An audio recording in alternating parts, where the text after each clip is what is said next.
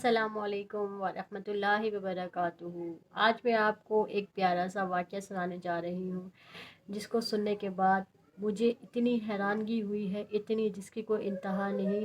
انشاءاللہ میں کوشش کروں گی کہ اللہ پاک اس کام میں مجھے کامیابی عطا فرمائے، اور میری دعا ہے کہ اللہ پاک آپ لوگوں کو بھی اس کام میں کامیابی عطا فرمائے۔ کیا آپ جانتے ہیں کہ اللہ کے سب سے زیادہ نزدیک کون ہے؟ کیا آپ لوگ جانتے ہیں؟ نہیں نا؟ پہلے میں بھی اس چیز کو سننے کے بعد بہت حیران ہو گئی تھی کہ ہم اللہ کے اتنے نزدیک ہیں، یعنی کہ اللہ پاک نے ہمیں اتنا رتبہ دیا ہے۔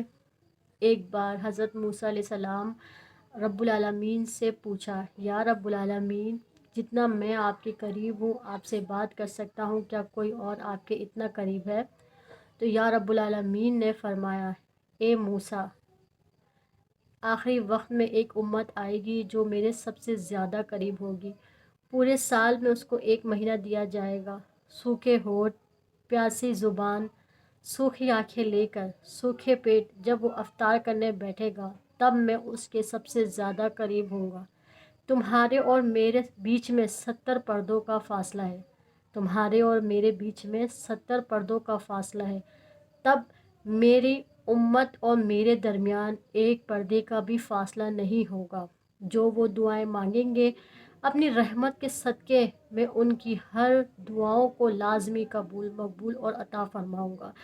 سبحان اللہ، سبحان اللہ۔ آپ اس بات کو غور سے سنیے اور سمجھیے کہ ہم اللہ تعالیٰ کے اس وقت، یعنی کہ افطار کے وقت، ہم اللہ کے کتنے نزدیک ہوتے ہیں۔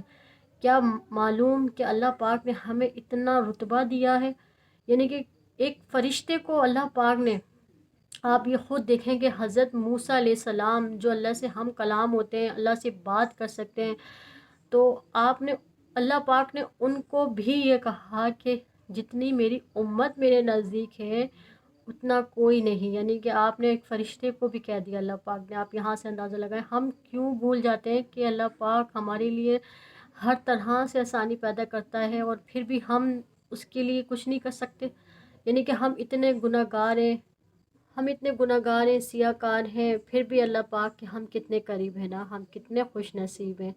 اچھا، دوسری بات تو یہ دیکھیں کہ ہم نے یہ سنا تھا نا کہ اللہ پاک جب تہجد کا وقت ہوتا ہے تو اللہ پاک پہلے آسمان پہ آ جاتا ہے، اور وہ کہتا اپنے بندوں کو، اے بندو مانگو، ہے کوئی مجھ سے مانگنے والا ہے؟ تو ہم تو اس ٹائم سمجھتے کہ اللہ پاک پہلے آسمان پہ آتا ہے۔ دیکھیں، ہم تو یہ سوچ بھی نہیں سکتے کہ اللہ پاک نے اس ٹائم ہمارے اپنی امت کے بیچ میں کوئی اور اپنے بیچ میں ایک پردے کا بھی فاصلہ نہیں رکھا ہے۔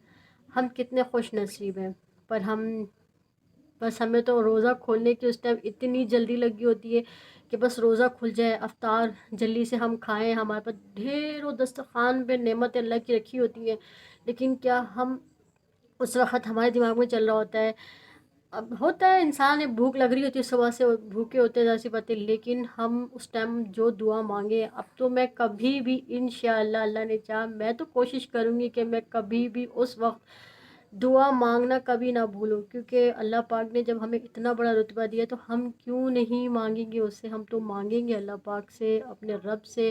وہ وقت اس نے اتنا قریب رکھا ہے اپنے، یعنی کہ اس نے ہمیں اتنا قریب رکھا ہے، تو ہم کیوں نہیں مانگیں گے؟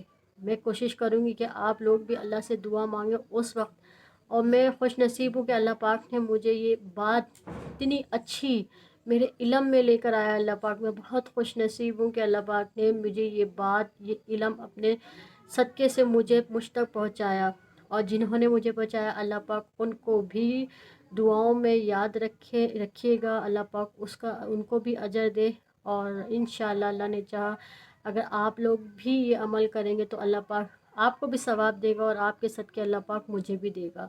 تو کوشش کریے گا کہ کبھی بھی افطار کے وقت باتوں میں مت ملوث ہوئیے گا، باتوں میں مت کھوئیے گا، یا اس ٹائم یہ مت سوچے گا کہ بس جلدی سے اذان ہو جائے اور ہم روزہ کھول لیں، نہیں، یہ مت سوچے گا۔